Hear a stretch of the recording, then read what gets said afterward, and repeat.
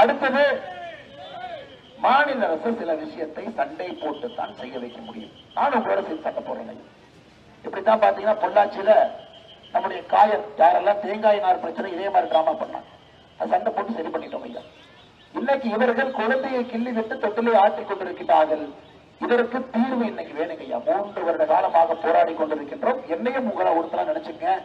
நான் உங்களுக்கு புரியுது கிடையாது. என்னையும் நீங்க 3-4 வருஷமா பாக்குறீங்க தமிழக அரசியல்ல. சமீபத்தில் எண் மக்கள் யாத்திரையில தமிழகம் முழுவதுமே 234 தொகுதிகளை கடந்து விட்டு இங்க வந்திருக்கின்றோம். கிராம பகுதி நகர்பகுதி எல்லாம் பார்த்துட்டு வந்திருக்கிறோம். என்ன பிரச்சனை தெரியும். என்னை உங்கள் வீட்டு பிள்ளைன்னு சொன்னாங்க. எனக்கு ஜாதி மதம் எல்லாம் இல்லைங்க ஐயா. ஒரு முன்னாள் போலீஸ்காரனுக்கு ஜாதி மதம் இருக்குதுங்களா? காக்கி போட்டதுக்கு அப்புறம் ஜாதி மதம் என்ன? காக்கி சட்டை அணிந்த பிறகு ஒரு போலீஸ்காரனுக்கு ஜாதி மதம் எல்லாம் இல்லைங்க ஐயா. நான் உங்களில் ஒருவன் உங்கள் வீட்டு பிள்ளை. என்னைய நீங்க எப்படி பயன்படுத்த வேண்டும்? எனக்கு நீங்க வேலை கொடு. அண்ணே இதை சரி பண்ணுங்க, சரி பண்ணி கொடுக்குறேன், ஓடிக்குவாங்க. அண்ணே டெல்லி போய் வாங்கிட்டு வாங்க. அண்ணே மோடி ஐயா சொல்லி கொஞ்சம் எல்லாம் தொழில் வளர்ச்சி ஏற்படுத்தி கொடுங்க. அதனால் இன்னைக்கு நம்முடைய அன்பு சகோதரர்களுக்கு நான் வைக்கக்கூடிய வேண்டுகோள், உங்களுடைய அடுத்த தலைமுறை குழந்தைகள் எப்படி நன்றாக வளர வேண்டும் என்பதை சிந்தித்து நீங்க ஓட்டு போடுங்க. ஏப்ரல் 19ஆம் தேதி நம்முடைய வெற்றி சின்னம் தாமரை என்பதை மறந்து விடாதீர்கள். நம்முடைய வளர்ச்சி சின்னம் தாமரை என்பதை மறந்து விடாதீர்கள். மோடி ஐயாவை 400 பாராளுமன்ற உறுப்பினர்களை தாண்டி ஆட்சியில் அமர வைக்கக்கூடிய சின்னம் தாமரை என்பதை மறந்து விடாதீர்கள். உங்கள் வீட்டு பிள்ளை அண்ணாமலை அவர்களுடைய சின்னம் தாமரை என்பதை மறந்துடாதீர்கள். அந்த பிரீத்திய சகோதரி அவரே பல சந்தோஷம். நம்ம எல்லாரும் கூட நான் பேட்டி மாட்டா இருக்கிறேன். நம்ம ஒன்றிய தலைவர் எனக்கே கொஞ்சம் தான் கன்னடம் தெரியும். அது கொஞ்சம் பேசுங்க. எல்லாருமே நிறைய கன்னடம் பேசுறவங்க இருக்கிறாங்க. பின்னாடி வந்து காதல் சொல்லிட்டே இருக்காங்க. நம்ம எல்லாரும் ಕೂಡ ನನ್ನ ಪ್ರೀತಿಯ ನಮಸ್ಕಾರ ನಾನು ತಿಳಿಸ್ತೀನಿ. ಏಪ್ರಿಲ್ 19ನೇ ತಾರೀಕು ಬಹಳ ಒಂದು ವಿಶೇಷ ಎಲೆಕ್ಷನ್. ನಮ್ಮೆಲ್ಲರೂ ಕೂಡ ಗೊತ್ತು. ನಾವು ಪ್ರಧಾನಮಂತ್ರಿ ನರೇಂದ್ರ ಮೋದಿ ಅವರು 400 MP ದಾಟಿ ಅವರು ನನಗೆ ಕೂಡಬೇಕು. ಅದಕ್ಕೋಸ್ಕರ ನಿಮ್ಮೆಲ್ಲ ಸಹಕಾರ ನಾನು ಬೇಡಿಕೊಳ್ತೀನಿ. ತಾವೆಲ್ಲರೂ ಕೂಡ ತಾಮರೆ ಚಿನ್ನಕ್ಕೂ ತಾವು ವೋಟ್ ಮಾಡಬೇಕು. இவங்க ನೀವು நான் பேசுற கன்னடம் அவங்களுக்கு புரியலையா இல்ல அவங்க பேசுற கன்னடம் வேறையா?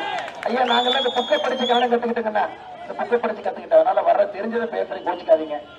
ನಾವು ಎಲ್ಲರೂ ಕೂಡ ಸಹಕಾರ ಮಾಡಬೇಕು. ನಾನು ನಿಮ್ಮಲ್ಲಿ ಬೇಡಿಕೊಳ್ತೀನಿ. ಏಪ್ರಿಲ್ 19ನೇ ತಾರೀಕು ನಾವೆಲ್ಲರೂ ಕೂಡ ಜ್ಞಾಪಕ ಇಟ್ಕೊಳ್ಬೇಕು. ನಮ್ಮ ಚಿನ್ನ ತಾಮರೆ ತಾವೆಲ್ಲರೂ ಕೂಡ ಮೈಂಡ್ನಲ್ಲಿ ಇಟ್ಕೊಳ್ಬೇಕು.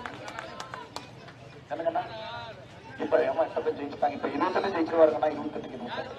அதனால் வந்திருக்கக்கூடிய எல்லா தாய்மார்களுக்கு, பெரியவர்களுக்கு, இளைஞர்கள் பாருங்க அவங்க முன்னாடி நிக்கிறாங்க. இப்ப மாற்றம் இல்லைன்னா எப்ப மாற்றம் இல்லைன்னா படிச்சா தானே வண்டி. இளைஞர்களுக்கெல்லாம் பெரிய நன்றிகளை சொல்லிக் கொள்கின்றேன். மாற்றம் என்பது இப்பொழுது நடக்க வேண்டும் என்பதிலே நம்முடைய இளைஞர் படை தெளிவாக இருக்கின்றார்கள். அதனால் அவர் நன்றி தெரிவித்து அடுத்த 16 நாட்கள் நீங்கள் ஊர் மக்கள் எல்லாத்தையும் சந்திச்சு எல்லோரையும் பார்த்து நீங்கள் தாமரைக்கு வாக்களிங்க, அண்ணாமலை என்ன ஜெயிக்க வைக்க வேண்டும் என்று நீங்கள் எனக்காக வேலை செய்ய வேண்டும் என்கின்ற வேண்டுகோளை உங்களுக்கு வைத்து விடுகின்றேன்.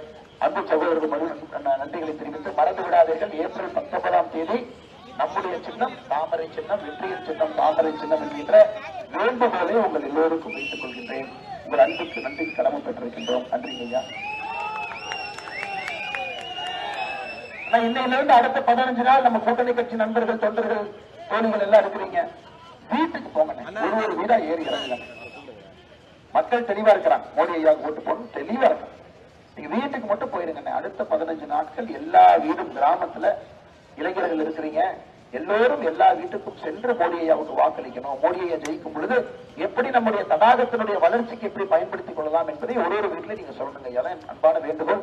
தமிழர் தேசம் கட்சியிலிருந்து பெரும்படையாக வந்திருக்கிறாங்க. அண்ணா KKS என்னுடைய நெருங்கிய நண்பர், ரொம்ப நெருங்கிய நண்பர். எல்லா அரசியல் மாற்றத்திற்காக நம்மோடு இணைந்திருக்கின்றார்கள். நிச்சயமாக அரசியல் மாற்றத்தை 2024 நம்ம ஆரம்பிப்போம் ஐயா. 2026 முடிச்சு காட்டுவோம்.